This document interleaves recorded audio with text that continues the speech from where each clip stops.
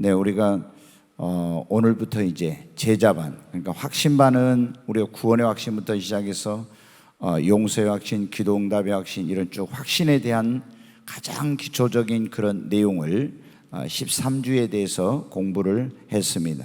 그리고 이제 지난번에 성장반은 예수를 믿고 이제 구원받은 사람들이 믿음이 이제 성장하기 위해서 어떠한 것들이 필요한지 이러한 부분을 이제 배웠는데, 이제 이제 3단계입니다. 제자반. 제자반에서는 우리가 이제 그리스도의 제자로서 이제 제자가 뭐고 어떻게 제자의 삶을 살고 왜 우리가 제자가 돼야 되고 이런 것들을 이제 배우게 되는 거예요. 거기 거기 우리가 암송 구절이라고 되어 있는 그 내용을 한번 같이 읽어보겠습니다. 너희가 열매를 많이 맺으면 내 아버지께서 영광을 받으실 것이요 너희는 내 제자가 되리라. 아멘. 네. 예수님 당시에도 그렇지만 지금도 이게 뭐냐면 예수님 믿는 사람들이 보면 굉장히 이제 많아요. 오늘 여기에도 보면 수많은 무리, 허다한 무리가 예수님께서 함께 갈 때 돌이키사 물론 내게오는 자가 이러면서 이제 어떤 사람이 진정한 예수님의 제자가 될 수 있는가 이런 말씀을 하셨는데, 여러분 어떻게 우리가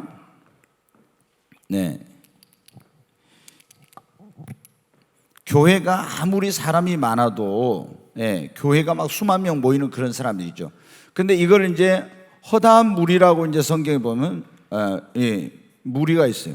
근데 아무리 교회가 사람이 많아도 그냥 교회만 형식적으로 왔다 갔다 하는 이런 구경꾼과 같은 사람들, 관중으로 다니는 그런 사람들은 예수님의 진정한 제자가 아닙니다. 아무리 이런 사람들이 많아도 정말 하나님의 나라는 확장되지 않고 교회는 어떤 주님을 위해서 뭔가 일을 할 수가 없어요.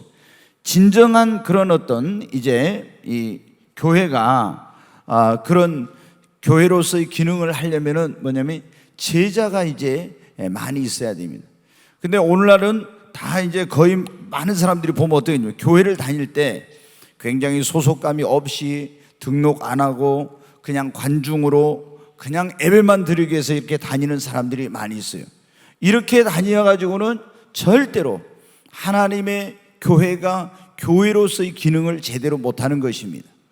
여러분, 예수님께서 3년 동안 하신 일 가운데 중요한 일이 뭐냐면 예수님이 이 세상에 오신 목적이거든요. 우리 인류를 구원하기 위해서, 그래서 이 구원하기 위해서 자기 몸을 내어주셔가지고 십자가에서 우리 모든 죄를 짊어지고 피 흘려 죽으시고 죽은 자 가운데 사흘 만에 부활하셨잖아요. 근데 예수님이 가셔버리면 이걸 누가 합니까? 예수님은 그 3년 반 동안 제자를 허다한 무리 가운데서 거기서 제자들을 불러가지고 3년 반 동안 제자 훈련을 시켜서 그들에게 어때요? 하늘로 승천해 가시면서 온 인류를 구원하는 그 사역을 그들에게 위임을 한 거예요. 그리고 오늘날 이 교회를 말하는 그리스도의 몸이라고 합니다. 이 주님의 몸인 교회는 구원의 방주이고 우리 주님께서 하셨던 그 일을 그대로 하는 것. 그러니까 예수님이 하셨던 3대 사역이 뭐냐면 가르치고 전파하고 치유하는 거예요. 그래서 교회는 가장 중요한 일이 가르쳐 제자를 만들고 그리고 복음을 온 세상에 전해서 영혼을 구원하고 그리고 병든 사람을 치유하는 이것을 하는 것입니다. 그런데 이런 주님의 사역을 어떤 사람들이 하느냐? 허다한 무리가 하는 것이 아니라 제자들을 통해서 이러한 일을 하게 되는 거예요. 그래서 우리가 뭐가 돼야 됩니까? 예수님의 제자가 돼야 합니다. 한번 거기 예수님 당시에도 한번 같이 읽어보겠습니다. 예수님 당시에도 그렇지만 지금도 허다한 무리는 많지만 예수님의 진정한 제자는 적다. 예수님이 우리에게 원하시는 것은 제자가 되는 것이다. 여기까지. 여러분, 예수님이 그때 계실 때 막 기적을 많이 베풀었잖아요.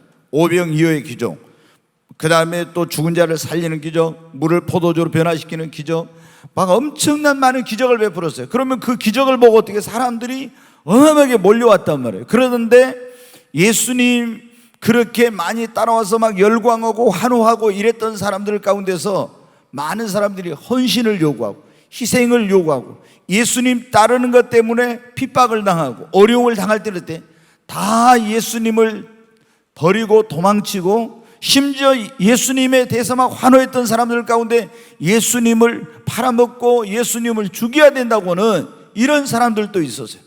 그러니까 이건 여러분 어떻게 우리가 이렇게 허다한 무리로 가면 안 됩니다.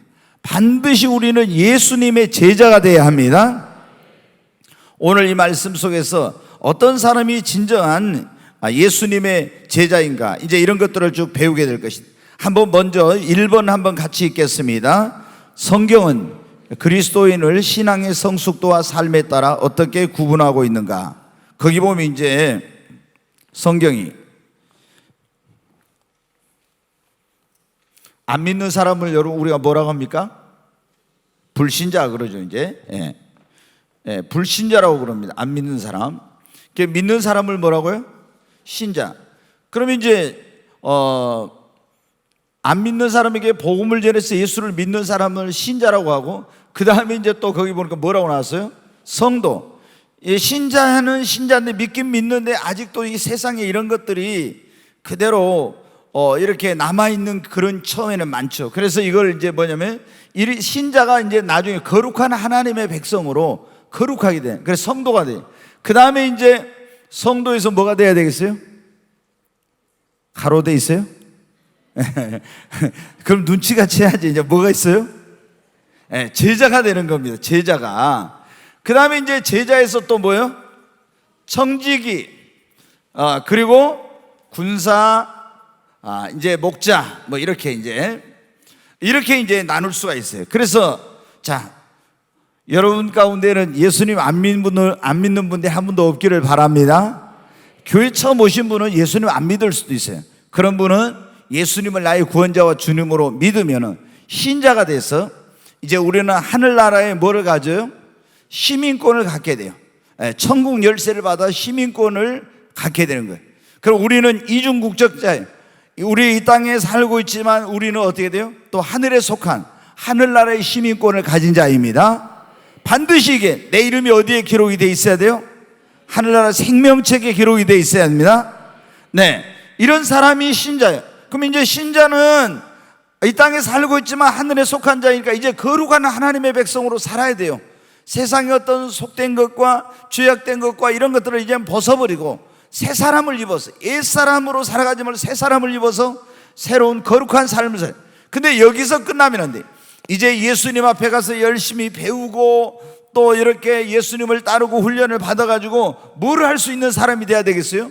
주님이 우리에게 맡겨주신 지상 명령을 수행하고 온 세상에 나가서 복음을 전하고 그리스도를 전파할 수 있는 사람이 돼야 합니다.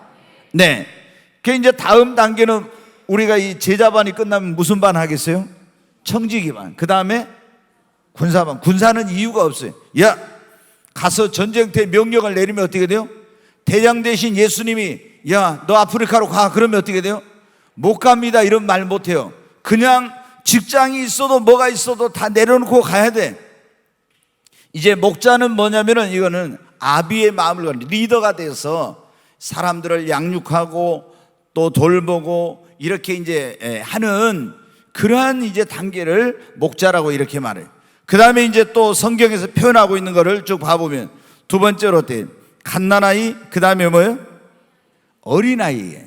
갓난아이는 젖을 빠는 거예요. 이제 갓 태어난 예수님을 믿고 갓 구원받은 사람을 요한일서에 보면 갓난아이, 그 다음에 어린아이. 갓난아이는 뭐밖에 모르냐? 그러면 내가 이 죄인이었는데 회개하고 예수 믿고 구원받았다, 나는 하나님의 자녀다, 이것밖에 모르는 거예요. 이 정도밖에. 이게 갓난아이예요. 갓난아이는 뭐가 없어요? 분별력이 없죠. 그리고 조금만 보면 삐지고 시험 들고 교회 안 나오고 이런 거예요. 그러면은 신방 가가지고 우유병 가지고 막 흔들어 가지고 먹여주면 어떻게 돼요? 울음 그치고 또 금방 나와요. 그랬다가 또 금방 또 삐져가지고 안 나오고 이러잖아요. 네. 그러니까 이제 자꾸 시험에 드는 사람은 뭐냐면 여러분 아직도 갓난아이야. 예. 그러니까 이런 단계에 머무르면 안 되는 거예요. 갓난아이에서 빨리 우리가 신령한 젖을, 순전한 젖을 먹어가지고 영적인 젖을 먹고 계속 성장해서 뭐가 돼야 돼요? 어린아이가 돼야 되는 거예요. 처음부터 그냥 갓난아이에서 어른이 되는 경우는 없잖아요.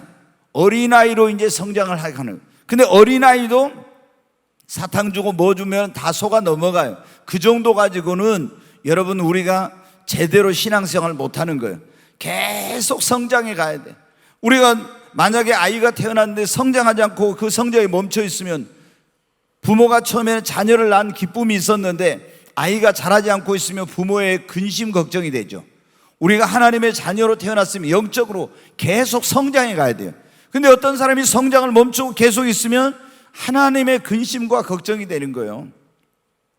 그 다음에 이제 어떤 단계로? 청년의 단계. 그리고 청년의 단계 정도 돼야 뭐냐면 마귀와의 싸워서 승리할 수 있는 거예요. 이런 정도로 이제 우리가 성장을 해야 돼요. 그리고 아비의 단계는 뭐냐면 아비의 단계는 하나님 아버지의 마음을 알아요. 하나님이 어떤 분인가 더 깊이 이해하고 알게 되는 거예요. 네. 여러분 어때요? 우리가 이렇게 성숙한 믿음의 분량으로 자라가야 됩니다. 그 다음에 이제 이게 마당 신자가 있고 뭐 그래 놨는데, 하나님의 성전에 보면은, 또는 이제 성막이라고 했어요. 광야에서는 계속 이동을 하니까 그때는 막을 치는 거예요. 텐트를. 그게 이제 성막이고, 그들이 가나안 땅에 들어가서는 건물을 지어가지고 거기서 하나님께 예배를 하는데 이걸 성전이라고 합니다. 근데 이 성막 혹은 성전은 세 구조로 되어 있어요. 가면은 마당이 있고 그 안에 성소가 있고 더 깊은 곳에 지성소라는 것이 있어요. 그러니까 우리가 이제 그렇게 말하죠. 이렇게 하나님의 성전을 이랬으면 여기가 이제 문이 있어요. 예수님이 그런 말씀에, 나는 양의 문이니 누구든지 나로 말미암아 들어가면 구원을 얻고 만약에 문으로 들어가지 않는 자는 다 절도요 강도요 그랬죠. 예수님이 문인데 이 문을 놔두고 다른 데로 천국 갈라간 사람은 이건 다 절도요 강도라는 거죠. 예수님은 양의 문이요. 그런데 여기 들어가면은, 성막이 있으면 이렇게 들어가면은 여기가 마당이라는 데입니다. 여기는 이제 아무나 갈 수가 있어요. 그 다음에 이제 뭐 이런 식으로 요걸 좀 뭐한데, 여기 이제 성소라는 데가 있어요. 그러면 여기가 성소회가 좀 더 가까이 가는데, 그냥 제가 이렇게 하겠습니다. 이렇게 있으면은 여기가 이제 마당이 있고,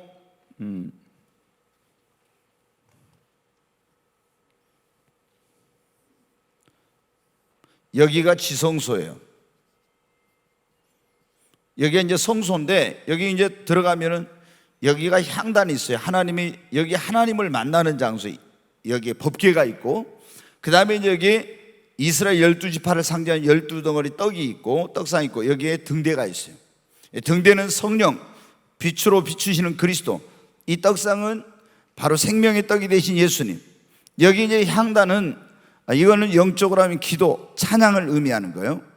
그런데 여기 이제 쭉 이렇게, 그러니까 우리가 신앙의 단계에서 어떤 사람은 주일날 그냥 교회, 겨우 주일날 낮에만 왔다 갔다 하면서 교회 안으로 깊이 안 들어온 사람, 이런 사람을 뭐라고 하냐면 마당만 밟는 신자다, 이런 표현을 해요.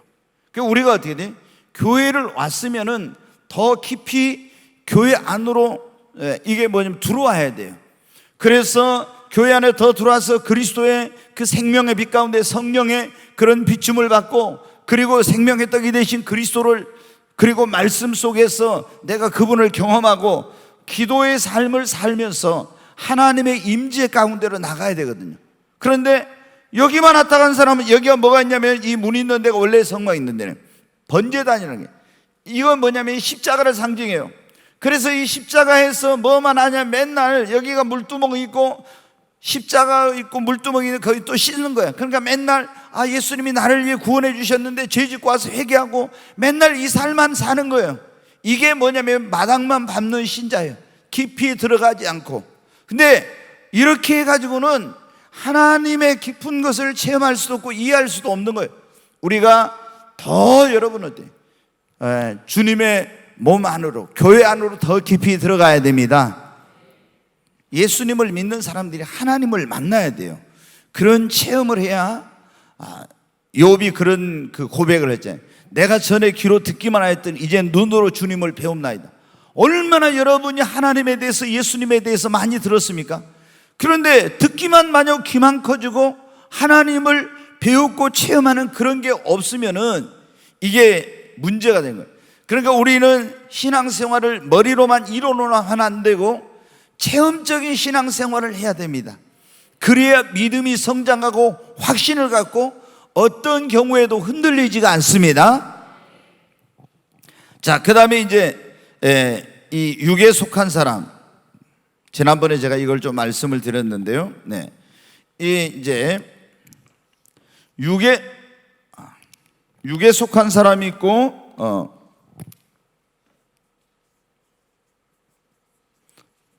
그 다음에 이제 육신에 속한 사람이라고 해요. 육신에.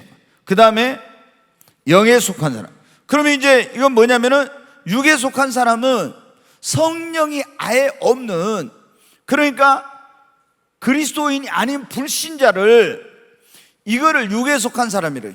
그 다음에 예수님을 믿긴 믿었지만, 잘 들어보십시오. 예수님을 믿긴 믿었는데 성령의 지배를 받지 않고 육신의 소욕을 따라서 사는 사람 있죠. 육신의 소욕. 그러니까 갈라디아서 5장에 보면 우리 안에서 육신의 소욕과 성령의 소욕이 서로 충돌하는데, 육신의 소욕을 따라서 사는 그리스도인을 육신적인 그리스도인이라, 이렇게 육신에 속한 자다. 그 다음에 영에 속한 자, 신령한 자란 이 말은 뭐냐면 성령이 나를 지배하고 성령의 이끌림을 받는 그러한 신앙생활을 한 사람을 영에 속한 사람, 신령한 그리스도인이다, 이렇게 말합니다. 여러분, 육에 속한 사람은 구원받은 사람이다, 못 받은 사람이다? 못 받은 사람이에요. 그 다음에 구원은 받았지만 성령을 따라 살려고 육신의 속을 따라 사는 사람을 육신에 속한 자, 성령을 받고 성령의 충만을 받아 성령의 소욕을 따라 사는 사람을 영에 속한 사람, 신령한 그리스도인을. 자, 그 보니까 신앙의 단계, 신앙의 성숙도와 삶에 따라서 이렇게 여러 가지로 이제 우리를 나눌 수가, 구분할 수가 있어요. 그러면 제자라는 게 뭐냐? 예수님의 제자라는 거. 첫 번째, 거기 뭐라고 했어요? 예수님을 믿고. 예수님을 뭐로 믿는 거냐? 나의 구원자와 나의 주님으로 믿는 사람입니다. 제가 여러분에게 계속 설교할 때마다 그걸 굉장히 강조를 많이 합니다. 다른 데서는 잘 이제 신앙생활 하다 오셨지만 여러분이 들어보지 못한 것 가운데 하나가 뭐냐면은, 제가 굉장히 강조하는 게 뭐냐면, 예수님을, 이걸 너무 이게 뭐야죠? 예수님을 구세주와 주님으로 영접하라, 그런 말을 많이 해요. 구세주와 주님으로. 구세주라는 건 뭐냐면 예수님이 나를 죄와 심판에서 구원해 주시는 구원자로, 예수라는 이름의 뜻이 그가 자기 백성을 저희 죄에서 구원할 자라, 구원자라는 뜻이에요. 근데 예수님을 영접할 때 반드시 이 예수님을 나의 구세주로 뿐만 아니라 나의 주님, 나의 주인으로 영접을 해야 됩니다. 근데 여기서 믿는다, 이 말은 뭐냐? 예수님을 나의 구세주와 나의 주인으로 믿는다는 것입니다. 이렇게. 근데 그동안 우리 한국교회가 굉장히 오랫동안 어떤 잘못을 범했냐면, 예수님은 우리의 구원자입니다, 구원자입니다, 이것만 굉장히 강조했어. 그러니까 예수님을 구원자로는 받아들여, 나 예수 믿고 구원받았으니까 천국 가, 이런데 삶의 변화가 일어나지 않는 거예요. 왜 삶의 변화가 일어나지 않을까? 저는 그런 고민을 많이 했어요. 목사가 돼가지고, 초대교회 사람들은 예수님을 믿기만 하면 삶이 확 바뀌고 새로운 삶을 살았는데, 왜 지금은 뭐 때문에 예수님을 믿는 사람들의 이런 삶의 변화가 없을까? 그런 고민을 많이 했어요. 제자 훈련을 엄청 시키면서도 그런 고민을 많이 했는데, 그게 첫 번째 출발에서부터 잘못된 건 뭐냐면 회개를 가르치지 않는다, 이거예요. 오늘날 믿음만 강조하지 회개를 안 가르쳐. 그러니까 회개라는 것은 내가 예수님을 믿을 때 하나님 보시갑다 하면, 예수님 보시갑다 하면 죄악된 걸 청산하고 버리고 하나님께로 삶의 방향을 전하는데, 이 회개를 강조 안 하니까 예수님을 믿으면서도 여전히 옛날 거 그대로 다 즐기면서 그대로 행하면서 하니까 진짜 변화가 없구나. 또 하나는 뭐냐? 예수님을 믿는다는 걸 가르치는데 예수님을 구세주로만 하지, 예수님을 자기의 주인, 나의 주 나의 하나님 나의 왕으로 이분을 영접을 안 하니까 예수님을 믿었지만 내가 왕이 돼가지고 내 마음대로 사는 거예요. 아하. 그리고 이제 또 하나가 뭐냐면 바로 성령 세례를 받아야 되는데 성령 세례를 안 받아서 이렇구나. 세 가지. 예수님을 믿는다는데 왜 변화가 없을까? 회개를 안 했어. 그 다음에 예수님을 구세주로만 맡고 주님으로 영접하지 않고 성령을 못 받아서 그러구나. 그래서 이제 제가 이걸 굉장히 강조해요. 여러분이 지금 다른 데서 신앙생활 오신 분들은 그걸 많이 느끼고 있을 거예요. 여러분, 우리가 예수를 믿는다는 건 바로 그분을 나의 구원자와 나의 주인으로 그분을 믿는다는 것입니다. 영접하는다는 거예요. 그리고 예수님의 진정한 제자는 어떤 이렇게 믿고 그분을 구세주 주님으로 받아들일 뿐만 아니라 그분을 어떻게 해요? 따르고 그랬죠. 그러니까 우리가 예수님을 믿는다고 하면서 예수님을 따르지 않는 사람은 예수님의 진정한 제자가 아니에요. 어떤 이 따른다는 건 뭐냐면은 우리가 예수님을 믿고 나면 어떤 일이 일어납니까? 자, 예수님을 구세주와 나의 주인으로 영접하고 나면 삶의 변화가 일어납니다. 내가 예수님을 믿었는데도 삶의 변화가 없다. 이 사람은 진짜 예수님을 믿은 사람이 아니에요. 진짜로 예수님을 나의 구원자와 주님으로 믿고 나면은 내 인생관, 가치관, 세계관 이런 것들이 다 어떻게 되냐면 바뀌어져요. 전에는 좋아했던 걸 안 좋아하게 되고 전에는 가치 있게 여겼던 것이 가치 있게 되고 이런 변화가 일어나는 거예요. 그러잖아요. 그런데 예수님을 믿고 나서도 변화가 없다? 그러면 이제 이게 문제. 근데 여러분 보십시오.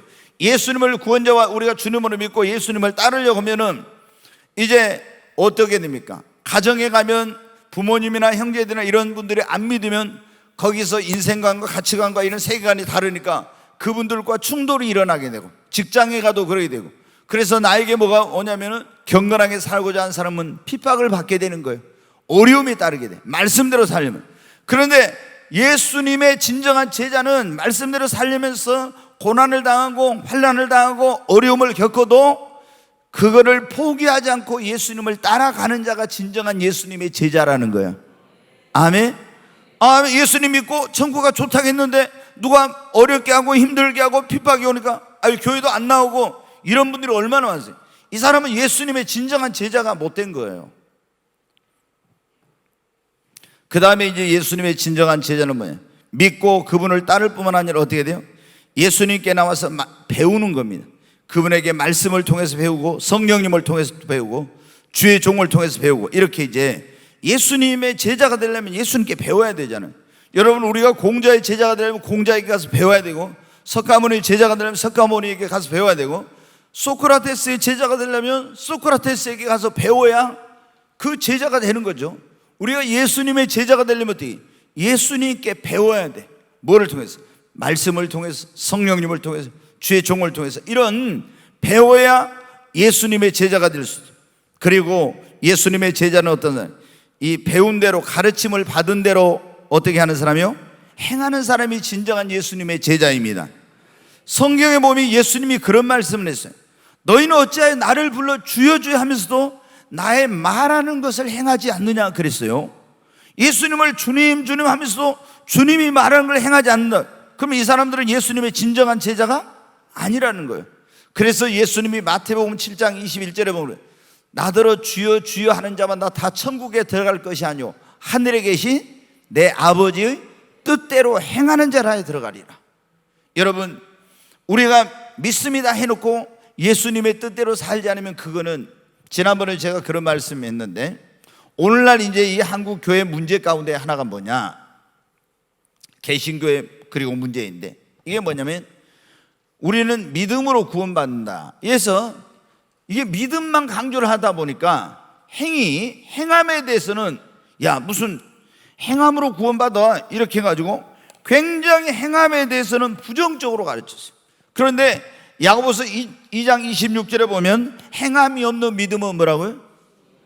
영혼 없는 몸이 죽은 것 같이. 우리 사람이 오늘 아주 제가 말씀드렸죠.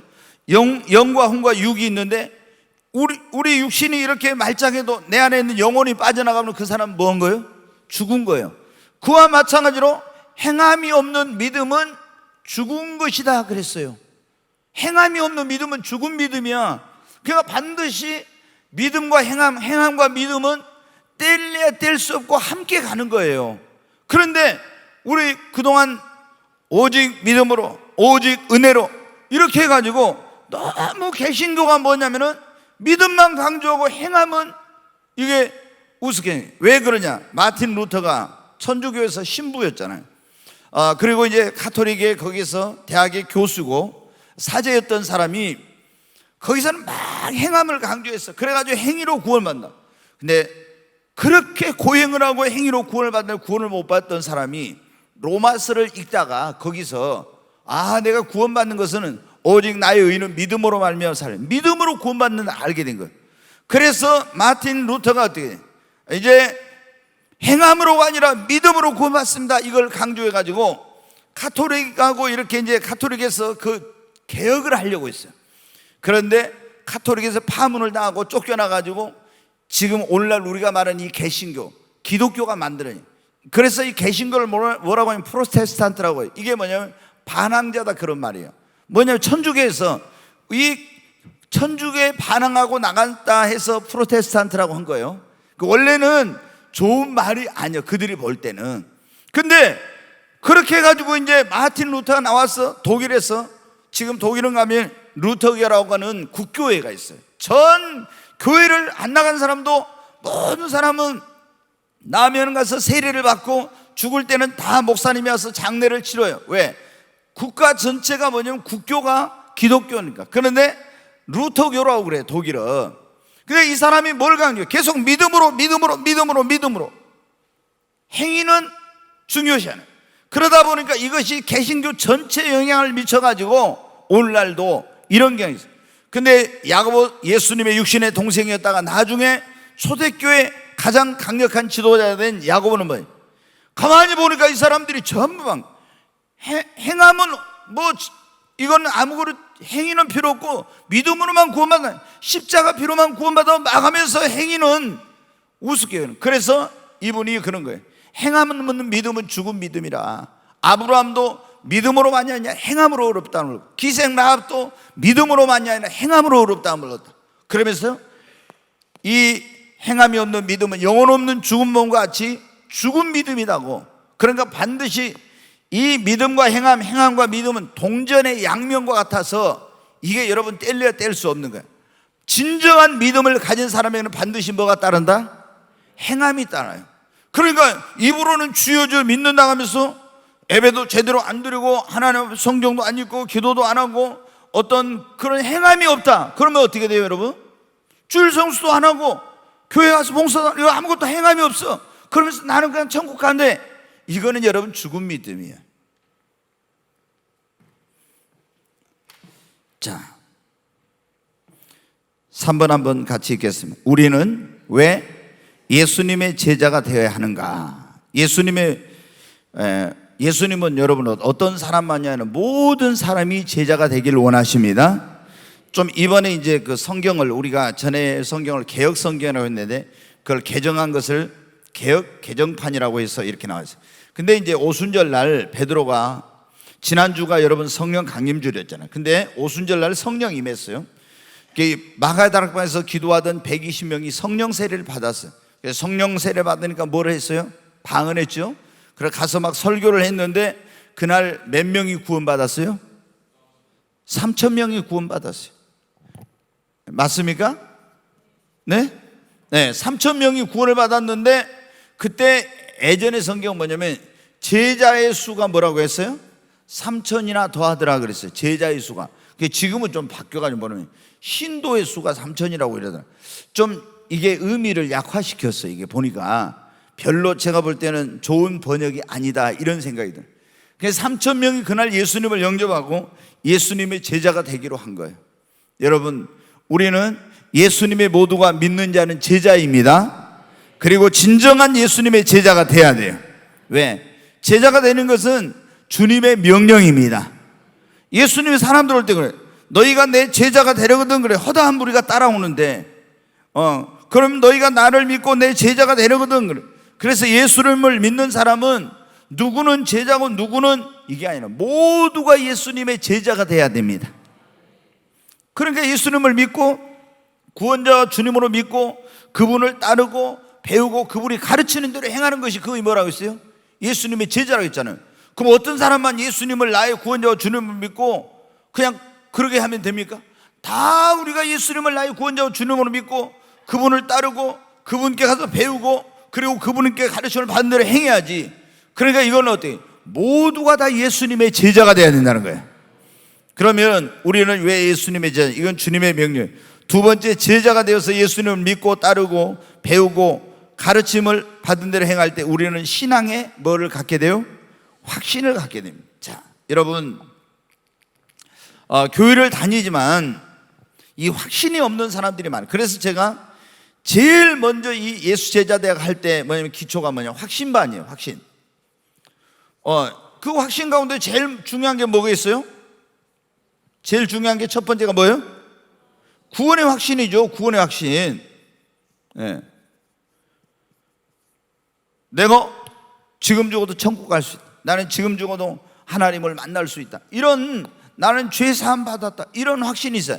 이게 있어야 죽음도 두렵지 않고 여러분 어떤 환난이나 핍박도 두렵지 않고 기쁘고 행복한 신앙생활을 했어요. 근데 교회를 다녀도 이런 내가 지금 죽어도 천국 갈 수 있다, 나는 구원받았다, 죄 사함 받았다, 이런 확신이 없는 사람은 항상 마음의 불안과 염려, 두려움이, 특별히 지옥 설교할 때, 예수님의 재림에 대한 설교할 때, 세상의 심판에 대한 설교할 때 이런 설교를 하면요, 구원의 확신이 없는 사람은 항상 조금은 불안하고 두려워. 혹시 내가 하나님 앞에 갔을 때 네 이름 생명체가 없다, 내가 너를 모른다, 나는 네가 어디로서 온지 알지 못하겠다, 이렇게 하면 어떠지? 이게 심각한 문제 아닙니까? 그러니까 우리가 교회를 다니면 제일 먼저 가져야 될 게 뭐냐면 구원의 확신을 가져야 돼요. 근데 이게 그냥 또 구원파 같이 있잖아요. 이런 구원파들이라는 게 지난번에 세월호 사건 났을 때 그 소유주였던 유병헌, 이런 사람들이 구원파야. 또 기쁜 소식 선교회라든가 또는 또 이요한파라고는 이런 이제 그 구원파가 있어. 우리가 세 개.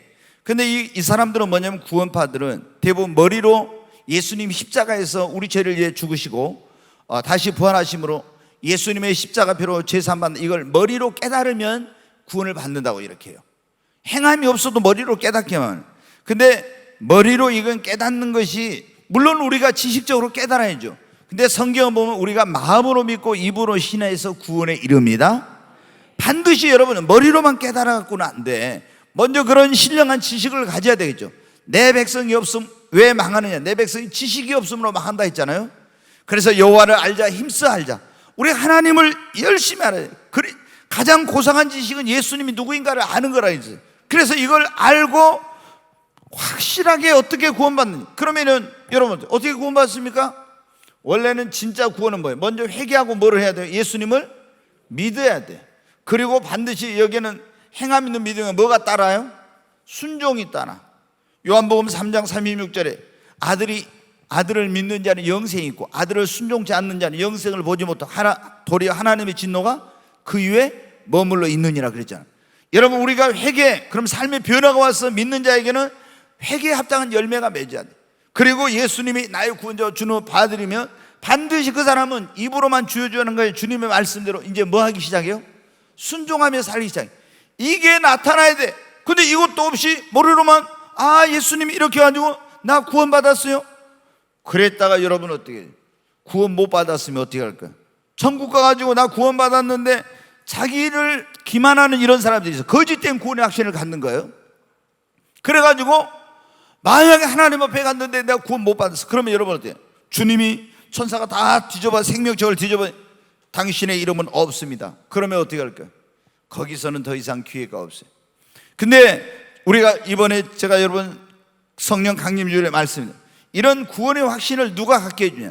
성령을 받으면 로마서 8장 16절에 성령이 우리 영으로 더불어 우리가 하나님의 자녀인 것을 뭐 해주신다? 증거해 주신다 이거예요. 성령을 받으면은 성령이 내 안에서 너는 구원받은 하나님의 자녀야, 너는 죄사함 받았어, 너는 천국 백성이야, 네 이름은 생명책에 기록됐어. 성령이 여러분 확증을 해줍니다. 그러니까 반드시 뭐를 받아야 돼요? 성령을 받아야 돼요. 네, 성령을. 그러니까 여러분 어때요? 우리가 이런 예수님의 제자가 돼야, 그래서 배우고 이렇게 확실하게 딱 배우고 확실하게 믿으면 뭐를 갖게 돼? 확신을 갖게 되겠죠. 신앙의 확신을. 근데 교회를 그냥 다니면서도, 제가 그래서 여러분 어떻게 돼요? 새가족반 공부를 하십시오 이런 얘기를 하는데, 5주 과정이 뭘 하냐면 계속 왜 우리가 구원받았는지 이런 것들에 대해서 자세히 그걸 가르쳐줘. 자세히 그걸 하라고 하는 거예요. 5주 동안 그걸 집중적으로 하는 거예요. 그러면은 흐릿했던 사람들이 그게 분명해지고 어떻게 하는 것이 예수님을 진짜 믿는 거, 이걸 알게 되는 거예요. 여러분이 제자 훈련을 받아야 어떻게 돼요? 신앙의 확신을 가져요. 그 다음에 신앙이 어떻게 된다고요? 성장하게 돼. 제자가 되어서 예수님의 제자가 되어 배울 때 우리가 믿음이 성장이 돼. 베드로후서 3장 18절 한번 보겠습니다. 같이 읽습니다. 오직 우리 주 고 구주 예수 그리스도의 은혜와 그를 아는 지식에서 자라가라 그랬죠. 네, 여러분, 우리 주 고 구주 예수 그리스도의 은혜와 그를 아는 지식에서 자라가라. 이게 영적으로 이게 배우면서 자라가라는 거예요. 우리 믿음이 성장하게 됩니다.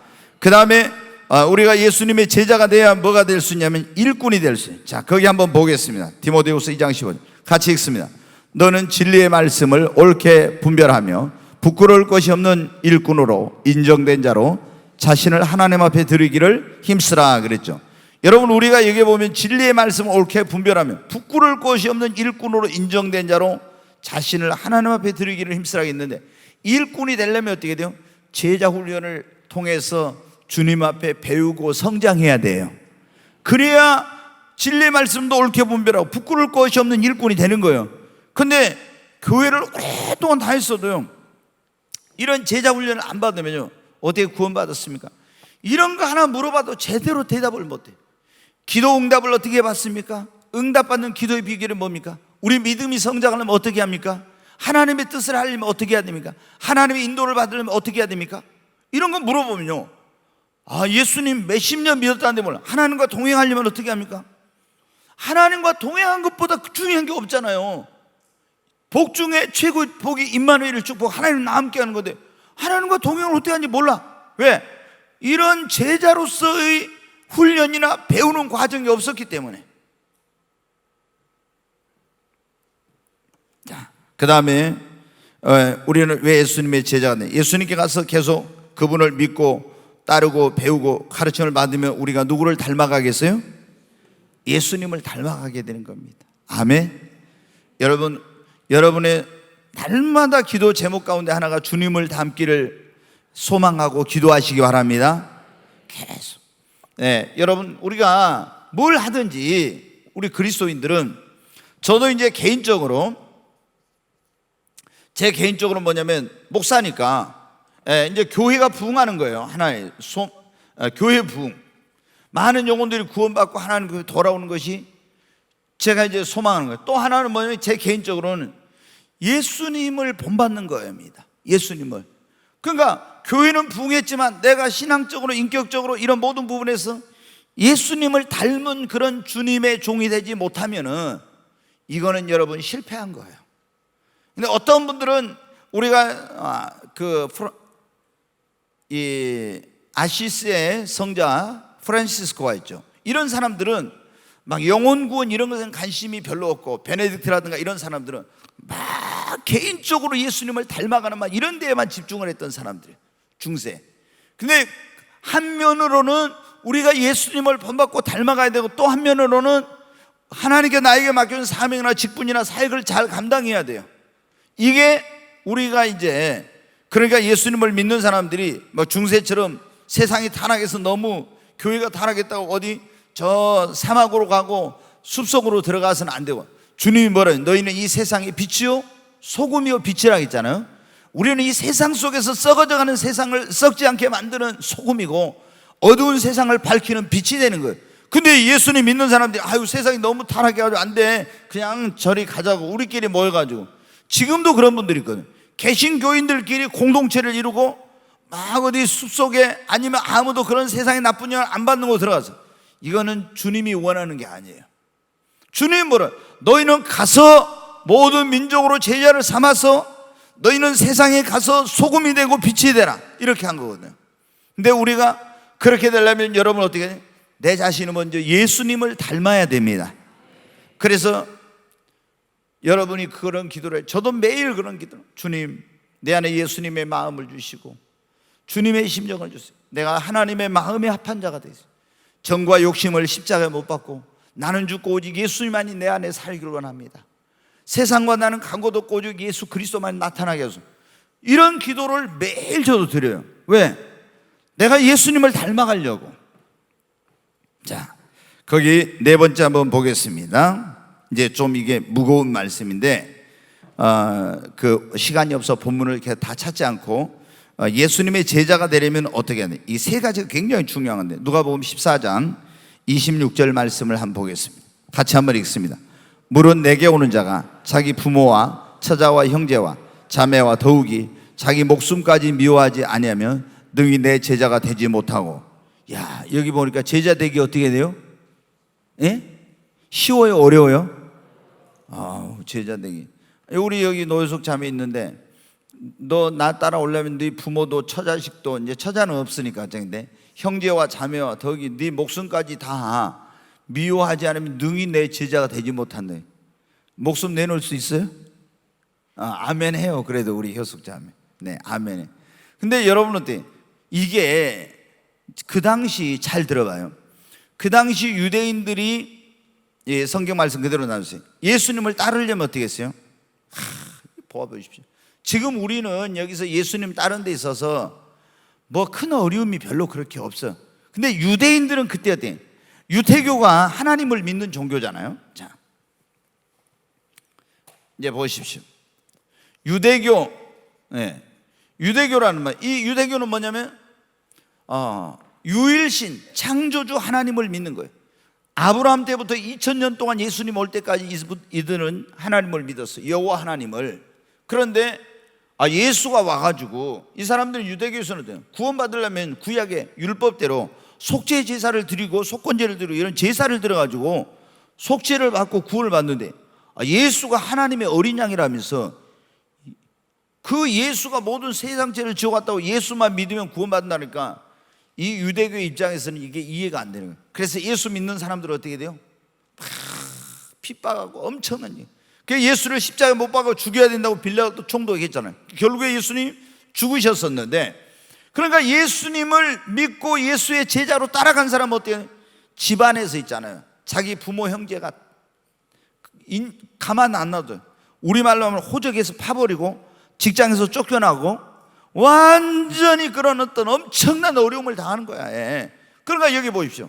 그러니까 이 말씀은 그때 예수님 계실 때 예수님이 물은 내게 오는 자가 부모와 처자와 형제와 자매와 이런 걸 어떻게 돼요? 이거를 예수님보다 더 사랑한 사람은 제자가 되지 못하고, 자기 목숨을 미워하지 않고 이 목숨을 예수님보다 더 사랑한 사람은 능히 내 제자가 됩니다. 여기서 미워하라 있는 다른 말씀에 보면은 물은 내게 오는 자기 부모와 형제와 처자와 그리고 자기 목숨을 나보다 더 사랑하는 자는 내 제자가 되지 못하고 이렇게 나왔어요. 그러니까 여러분 어떻게, 내가 예수님의 진정한 제자가 되려면 그 당시에 때 부모 형제 자매 이거 사랑하지만은 누구를 최고로 사랑해야? 예수님을 최고로 사랑해야. 예. 근데 지금도 이제 가끔 보면 그런 분들이 있어요. 교회 나왔어요. 예수님 믿으러 나왔는데 집안에 난리가 났어. 그래가지고 어때? 뭐 안 된다. 그러면 어떻게, 이제 예수님이냐 가족이냐 선택을 해야 돼. 그럴 때 어떻게 돼요? 예수님을 버리고 가족을 선택하고 평화를 선택하고 이런 사람들은 뭐가 못해요? 예수님의 진정한 제자가 못 되는 거예요. 예. 그럴 때도 여러분, 우리는 예수님을 따라야 됩니다. 내가 그런 고난과 어려움을 이기고 예수님을 따라서 진정한 제자가 돼서 누구를, 온 가족을 다 구원해야 돼요. 그러잖아요. 내가 그러지 못하게 되면 나도 구원받지 못하고 우리 가족도 구원받지 못하는 거예요. 다른 것은 여러분이 다 양보해야 돼요. 그렇지만 예수님 믿는 사람들이 신앙에 대해서만큼은 양보하면 안 됩니다. 아멘. 우리가 뭐 어떤 여러 가지 양보해야 될 것만 아니에요. 뭐 물질적인 거 여러 가지 뭐 이런 인간관계에서 양보 많이, 손해도 많이 봐야 되고 그래요. 그러나 신앙에 대해서만큼은 절대로 여러분 양보하면 안 됩니다. 신앙에 대해서는 절대 양보하면 안 돼. 네. 자, 그 다음에 누가복음 14장 27절 한번 보겠습니다. 같이 읽습니다. 누구든지 자기 십자가를 지고 나를 따르지 않는 자도 능히 내 제자가 되지 못하리라. 그러니까 예수님의 제자가 되려면 반드시 뭐를 져야 돼요? 십자가를 져야 돼. 십자가. 여러분, 십자가는 여러분이 잘 아시죠? 자, 원래 이 십자가가 뭐냐? 그러면 지금은 이제 이 십자가가 기독교의 상징이 됐습니다. 예, 기독교 상징. 그런데 원래 이 십자가라는 건 뭐냐? 페르키아인들이 가장 흉악한 죄인 있죠. 아주 죄인 가운데서 가장 악독한 그런 죄인을 사형을 시킬 때 가장 고통스럽게 죽이는 사형 방법이 뭐냐면 십자가에다 매달려가지고 죽이는 거예요. 네? 옷을 다 벗겨가지고 손발을 못을 못질해가지고 그래가지고 매달려서 피를 흘리면서 그래 고통 가운데 죽어가게 하는 거, 이게 사형틀이에요, 십자가가. 그러니까 십자가는 원래는 뭐 저주의 상징이고 죽음의 상징이에요. 근데 이제 예수님이 우리를 구원하기 위해서 죄를 지고 십자가에 달리시고 죽은 자 가운데 부활하심으로 이제 이 십자가는 저주의 상징은 구원의 상징, 기독교의 상징, 축복의 상징이 된 거예요. 그런데 여러분 어떻게 돼요? 우리한테 주님은 뭐라고 했어요? 누구든지 나를 따르려면 뭐를 져야 된다? 십자가를 져야 된다. 십자가를 져야 된다는 것은 내가 예수님을 따르게 됨으로써 짊어져야 될 고통과 그런 어떤 힘든 것과 이런 모든 것을 다 말하는 거예요. 우리가 교회 안 다니면, 예수님 안 믿으면 그런 일을 당할 필요가 없는 이런 일들이 있어요. 그러잖아요. 근데 내가 예수님을 믿고 예수님의 제자 따라가려고 하니까 이런 고난, 이런 고통, 어려움을 다 겪어야 돼. 그거를 안 하려고 온 사람은 어떻게 돼요? 예수님의 제자가 못 되는 거야. 그래서 누구든지 예수님의 제자가 되려면 반드시 뭐를 져야 된다? 십자가를 져야 되는데, 자기 십자가를. 전에 제가 말씀드렸잖아요. 어떤 분이 너무 예수님 믿으면서 막 힘들어. 그래서 주님, 너무 나는 십자가가 힘들어요. 너무 힘들어. 좀 십자가 좀 가볍게 좀 해주세요. 막 계속 그렇게 기도를 했대. 그 이제 꿈을 꿨어요. 그런데 보니까 이제 주님이 나타나죠. 그런 게 십자가를 하나 보여주면서 이거 질래요. 보니까 막 거기에 가시도 붙어 있고 너무너무 크고 무거워요. 그래서 아유 주님, 나는 저건 너무 무서워요. 너무 힘들어서 나는 못 져요. 그랬더니 그러면 어떤 걸 질래? 더 적은 걸 그랬어요. 더 적은 걸 보니까 그것도 너무 힘들어. 그래서 가만히 보니까 조그맣게 갖고 이쁜 십자가가 있어. 그래서 저는 그거 하겠어요. 그랬대. 지금 예수님이 뭐라면 네가 지고 있는 십자가가 지금 바로 그것이다. 네, 그랬다는 거예요. 여러분, 우리는 십자가를 지려하겠는 십자가를 목에다 달고 다녀. 네, 그리고 장식으로 말해요. 네, 주님이 뭐래? 너 목에다 달고 다니고 여기다 배지로 달고 다니라고 안 하고 어디 십자가를 지려하게 했는데, 예수님이 지고 올라간 십자가가요, 우리 저기로 하면은 100근이 넘어요. 그게. 그러니까 예수님이 채찍에 만드시고 막 이렇게 해가지고 하니까 그 100근이 넘으면 얼마나 무거워요. 그거 가다가 넘어지고 그런 거예요. 그래서 로마 군병이 안 되겠어서 이 아프리카에서 온 누구예요? 구레네 시몬을 붙잡아가지고 네가 이거 예수 십자가를 지고 가라. 그래서 예수님하고 같이 십자가를 지고 골고다, 해골이라고 하는, 갈보리라고도 골고다라고 하는데 거기로 올라간 거예요, 여러분. 예, 죽음의 십자가, 그 십자가를 지고.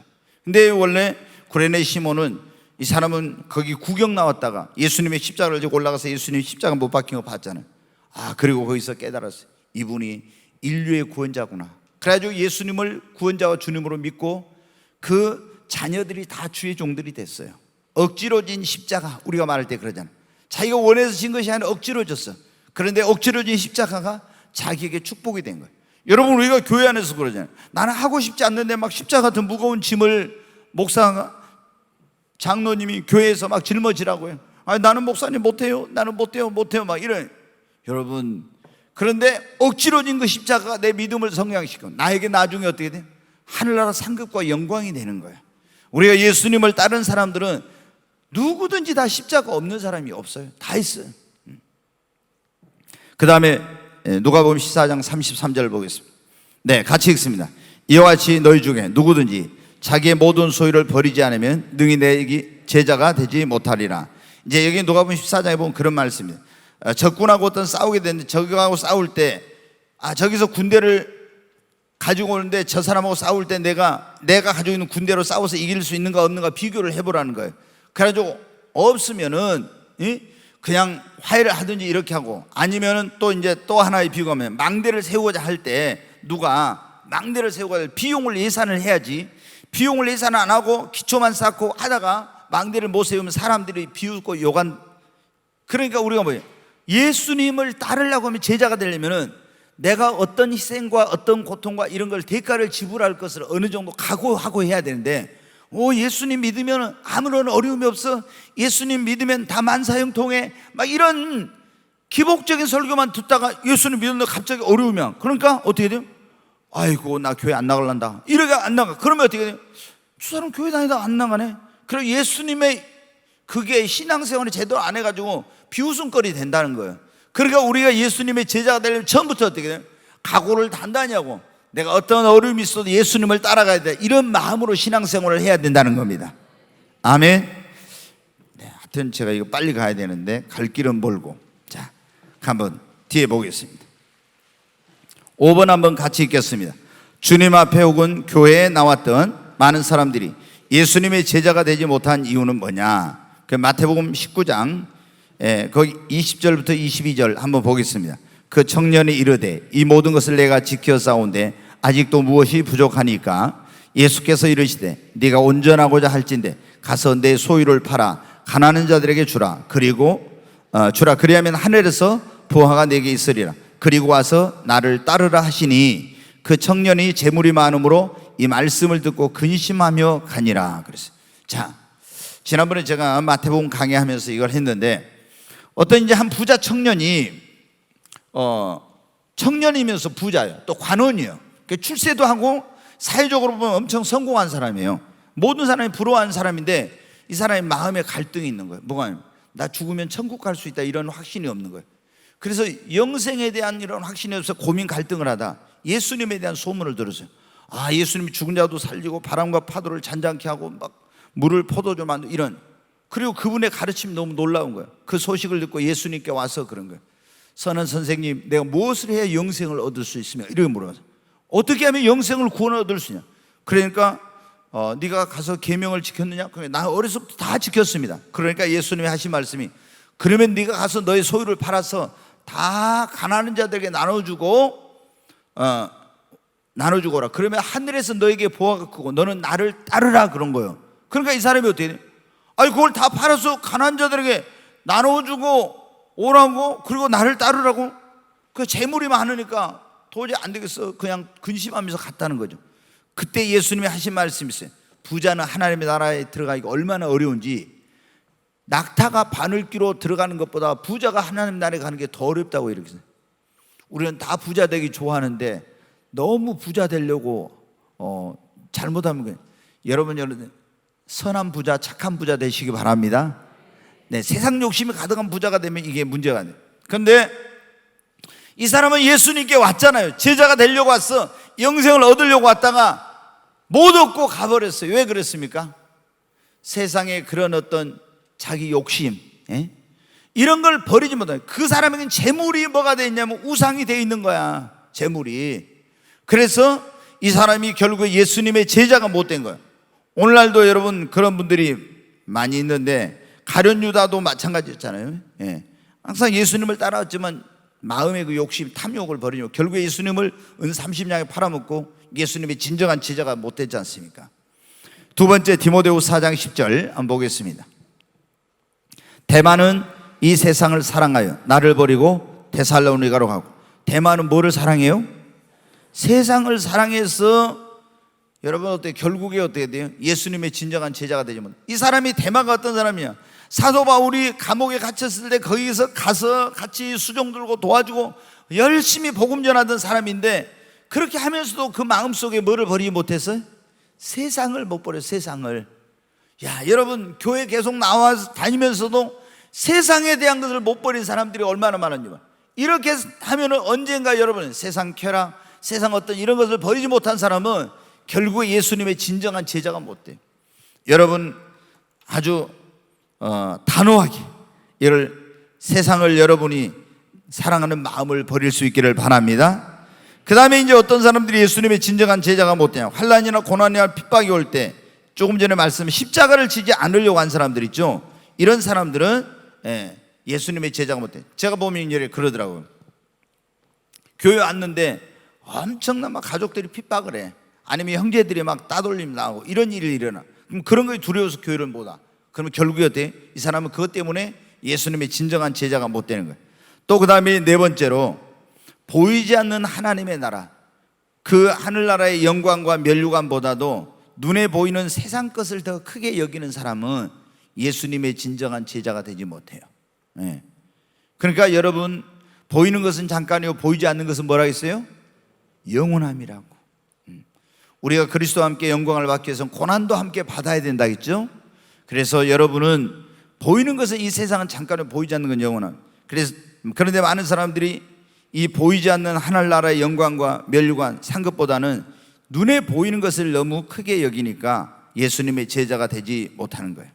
자, 6번 한번 보겠습니다. 어떤 사람이 예수님의 진정한 제자인가? 요한복음 8장 31절 같이 한번 읽습니다.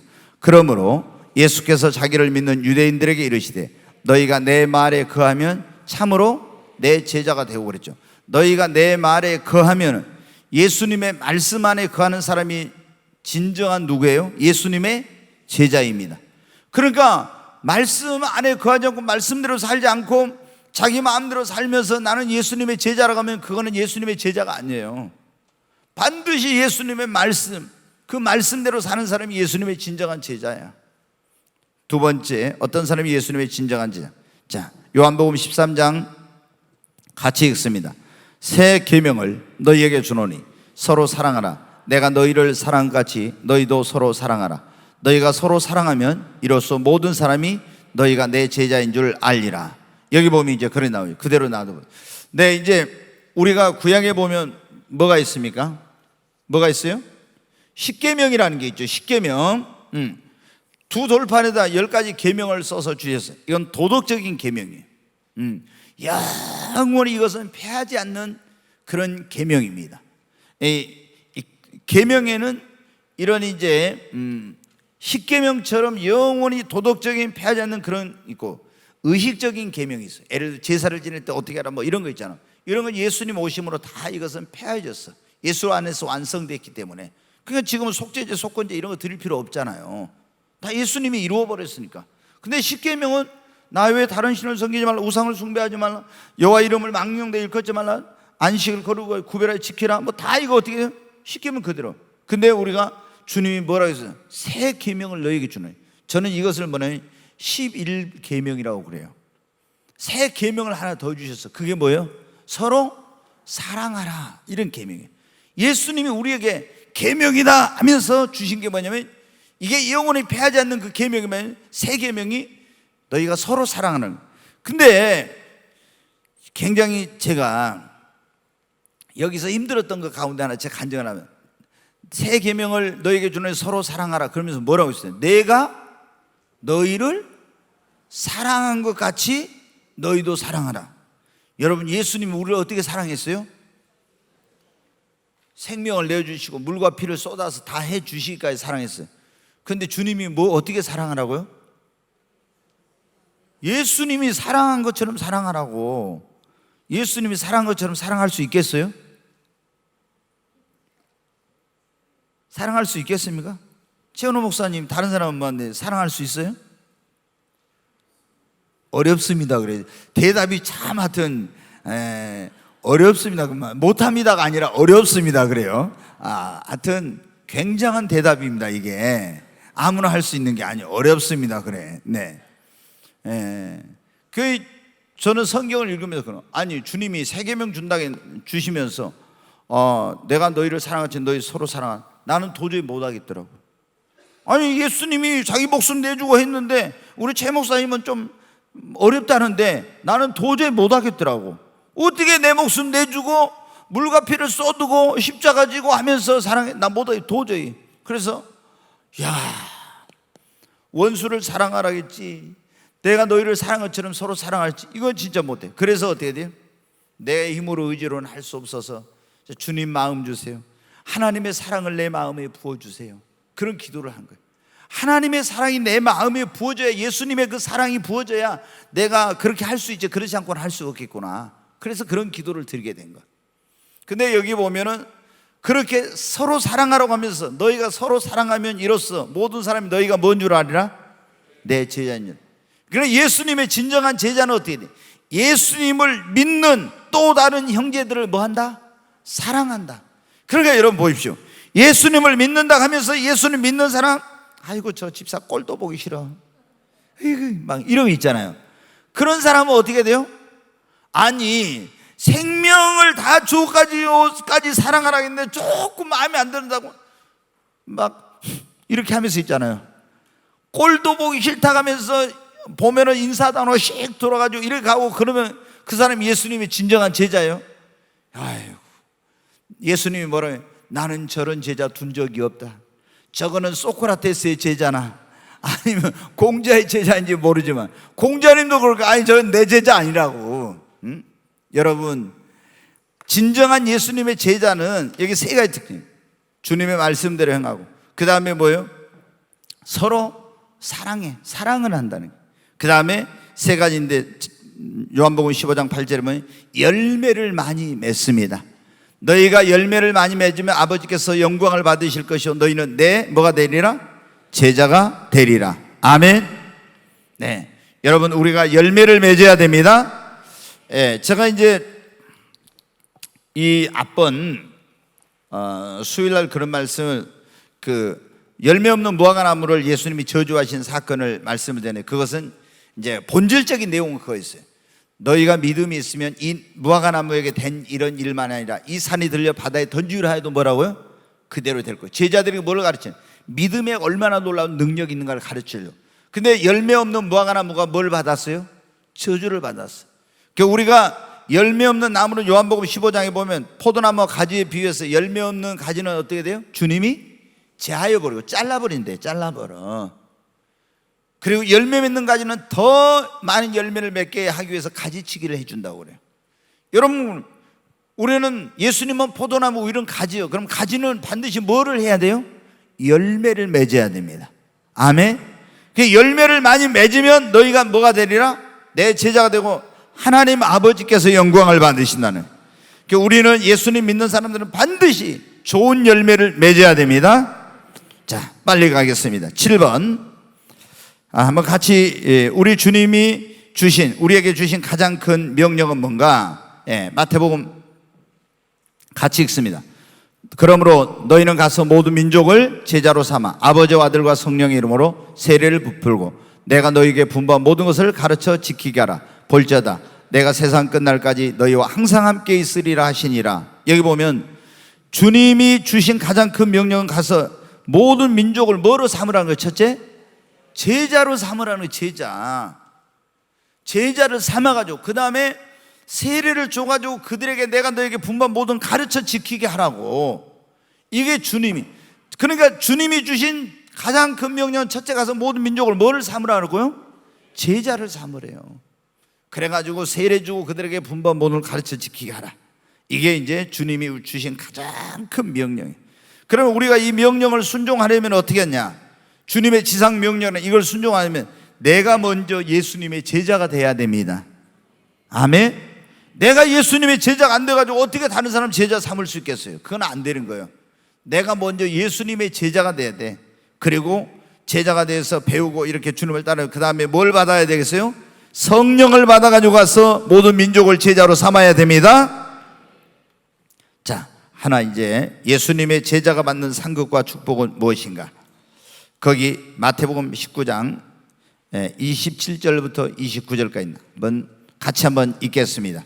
이에 베드로가 대답하여 이르되 보소서 우리가 모든 것을 버리고 주를 따라 싸운데 그런즉 우리가 무엇을 얻으리까? 예수께서 이르시되 내가 진실로 너희에게 이르노니 세상이 새롭게 되어 인자가 자기 영광의 보좌에 앉을 때 나를 따르는 너희도 12보좌에 앉아 이스라엘 12지파를 심판하리라. 여기 이제 일단 놔둬봐요. 자,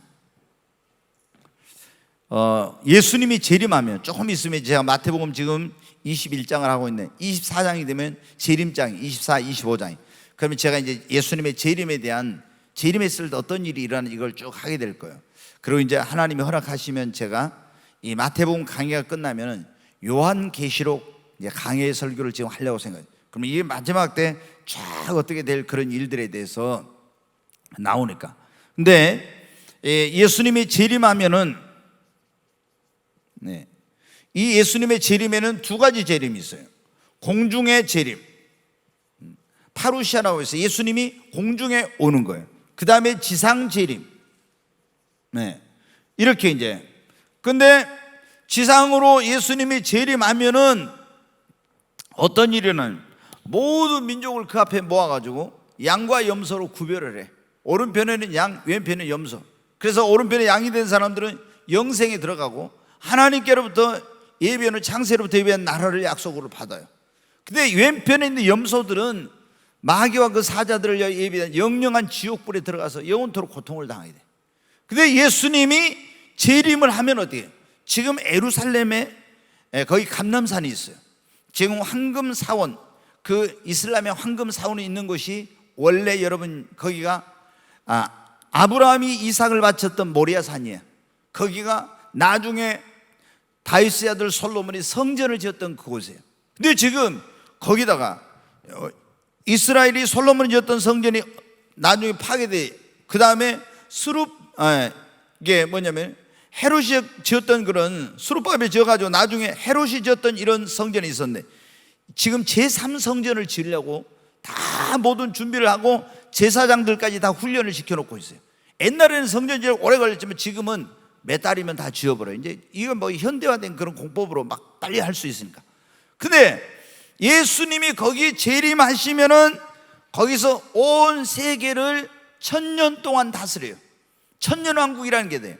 근데 그때 예수님을 따르기 위해서 이렇게 모든 걸 다 버리고 왔던 제자들에게, 예수님의 제자가 되기 위해서 고통을 당했던 그들에게 뭐라고 했어요? 지금 세상이 새롭게 되어 인자가 자기 영광의 보좌에 앉을 때 나를 따르는, 나의 제자로 나를 따르는 너희도 12보좌에 앉아 뭐를 하더라? 이스라엘 12지파를 다스리게 되리라고. 그러니까 우리에게는 어떻게 해? 그들은 유대인이니까 우리는 예수님이 재림하면 예수님의 진정한 제자의 삶을 산 사람들은 예수님과 더불어서 왕노릇을 하게 됩니다. 아멘. 바로 그런 말씀. 그 다음에 한번 보겠습니다. 또 내 이름을 위하여 집이나 형제나 자매나 부모나 자식이나 전토를 벌인 자마다 여러 배를 받고 또 영생을 상속하래. 여기 보면 이제 그래, 예수님 이름을 위하여 막 그때 집을 버려서 형제들 버리고 자매를 부모와 자식과 이런 거 버린, 전토를 다 버린 사람이 진짜 많았어요. 근데 이런 사람은 금생에 있어서 이 땅에서 여러 배를, 또 어떤 게는 100배를 받고 그랬어요. 이 땅에서 이제 하나님이 또 그렇게 복을 주죠.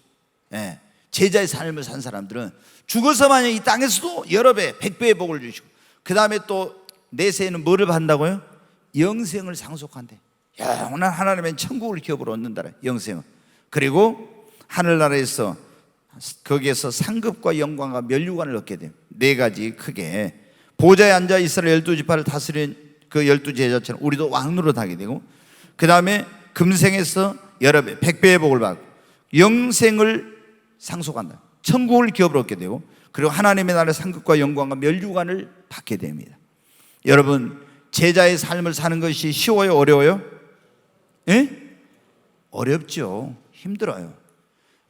그런데 제자의 삶을 살기 위해서 십자가도 져야 되고 다 이런 거 포기하고 막 이런 어려움도 겪어야 되지만, 그러나 제자의 삶을 사는 사람은 영생을 얻고, 그리고 이런 하나님의 나라에서 왕노릇하고 상급과 영광과 면류관을 얻고 금생에서도 하나님께 100배의 복을 주신다고 했으니까, 여러분, 우리는 어떤 어려움이 있어도 예수님의 제자의 삶을 살아야 됩니다. 그 볼륨을 좀, 제 키보드 켜봐. 너무 적어.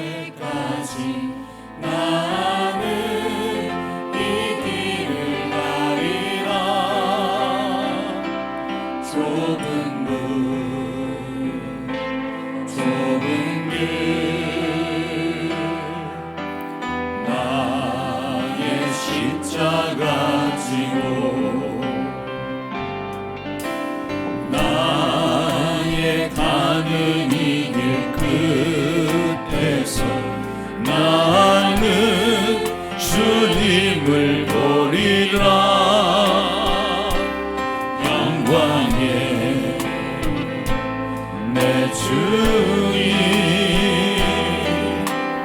나를 맞아주시니 주님 다시 오실 때까지 나는 일어나 달려가리라. 주의 영광 온 땅 덮을 때 나는 일어나 노래하리. 내 사모하는 주님 온 세상 구주시라. 내 사모하는 주님 영광의 왕이시라. 우리 두 손을 들고 주여 세 번 외치고, 하나님, 나도 주님의 제자로서 끝까지 주님을 따르는 삶을 살기를 원합니다. 주님, 어떤 시련, 고난, 어려움이 있어도 주님의 제자로서의 삶을 살게 하여 주시옵소서. 주여 세 번 외치고 기도합니다. 주여, 주여, 주여. 간절히 하나님 앞에 기도합니다. 하나님, 나를 수많은 사람 가운데 주님의 제자로 불러주신 하나님 감사합니다. 하나님, 예수님을 나의 구원자와 주님으로 믿고 어떤 어려움이 있어도 주님을 따르며 주님의 말씀으로 배우며 또 정말 주님의 가르침대로 행하며, 그리고 주께서 제자들에게 당부하셨던 가서 모든 민족으로 제자를 삼으라는 이 주님의 말씀에 순종하여 하나님 정말 땅끝까지 가서 주의 증인되고 잃어버린 영혼을 구원하는 그런 하나님의 나라를 확장하는 그런 주님의 제자로서의 삶을 살게 하여 주시옵소서. 하나님, 성령을 물붓듯 기름 부어주시고 하나님의 권능과 능력을 옷 입혀주셔서 주님의 제자로 주님이 우리에게 맡겨주신, 나에게 맡겨주신 사역을 감당케 하여 주시옵소서. 귀하신 예수님의 이름으로 기도하옵나이다. 아멘. 자, 제가 빨리 한다고 했는데도 이게 좀 그러네요.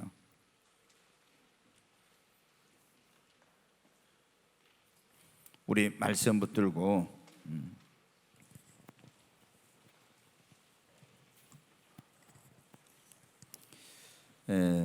주님 다시 오실 때까지 찬양 한번 하고, 오늘 말씀 붙들고 하나님, 정말 내가 어떤 어려움이 있어도 주님의 제자로서의 삶을 살 수 있기를 하나님 앞에 기도하겠습니다. 네.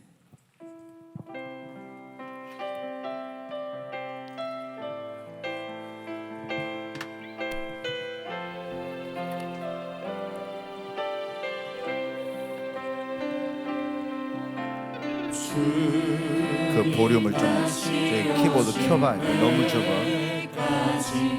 나는 이 길을 가리라. 좁은 문 좁은 길 나의 십자가 지고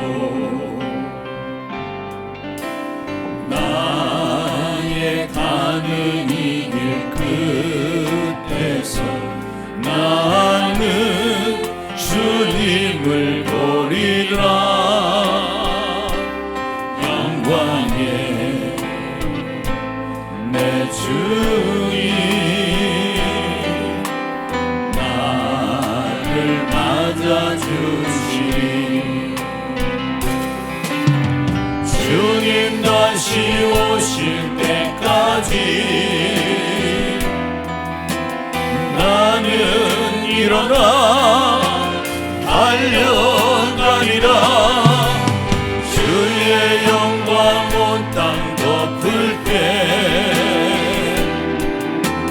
나는 일어나 노래하리. 내 사모하는 주님 온 세상 구주시라.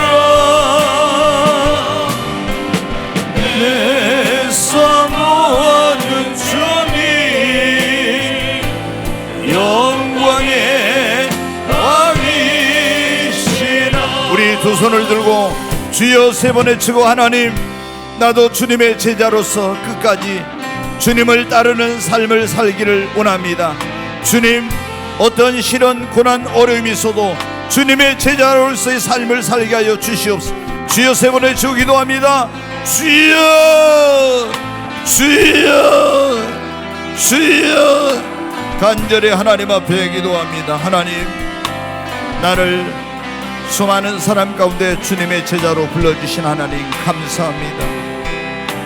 하나님, 예수님을 나의 구원자와 주님으로 믿고 어떤 어려움이 있어도 주님을 따르며 주님의 말씀으로 배우며 또 정말 주님의 가르침대로 행하며, 그리고 주께서 제자들에게 당부하셨던 가서 모든 민족으로 제자를 삼으라는 이 주님의 말씀에 순종하여 하나님 정말 땅끝까지 가서 주의 증인되고 잃어버린 영혼을 구원하는 그런 하나님의 나라를 확장하는 그런 주님의 제자로서의 삶을 살게 하여 주시옵소서. 하나님, 성령을 물붓듯 기름 부어주시고 하나님의 권능과 능력을 옷 입혀주셔서 주님의 제자로 주님이 우리에게 맡겨주신, 나에게 맡겨주신 사역을 감당케 하여 주시옵소서. 귀하신 예수님의 이름으로 기도하옵나이다. 아멘.